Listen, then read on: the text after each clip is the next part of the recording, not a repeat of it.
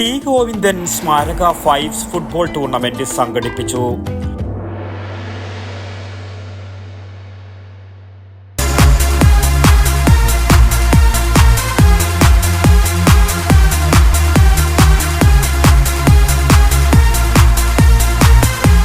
IC moon ice cream, A Janata charitable society product.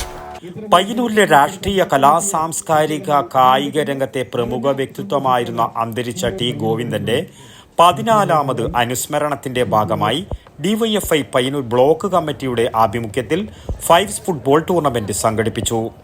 Payyanur Aspire turf ഗ്രൗണ്ടിൽ DYFI കേന്ദ്ര committee അംഗം M Vijin MLA tournament ഉദ്ഘാടനം ചെയ്തു. മത്സരത്തിൽ കരിവള്ളൂർ നോർത്ത് മേഖല 1ാം സ്ഥാനവും പയ്യന്നൂർ വെസ്റ്റ് മേഖല 2ാം സ്ഥാനവും നേടി. വിജയികൾക്ക് കണ്ണൂർ ജില്ലാ വൈസ് പ്രസിഡന്റ് VK നിഷാദ് സമ്മാനങ്ങൾ വിതരണം ചെയ്തു. സംസ്ഥാന കമ്മിറ്റി അംഗം PP അനീഷ അധ്യക്ഷത വഹിച്ചു.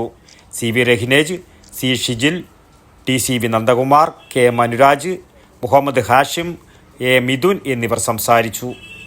News bureau Payyanur. ശ്വാസം വലിച്ചുവിട്ടെ. എത്ര വയസ്സ് വരെ പാൽ കൊടുത്തു? 1 വയസ്സ് വരെ.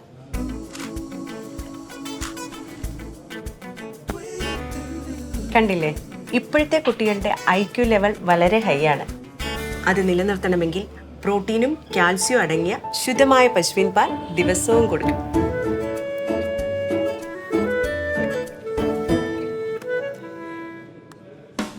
ഇപ്പൊ ജനതാ പാൽ എല്ലായിടത്തും ഉണ്ടല്ലോ.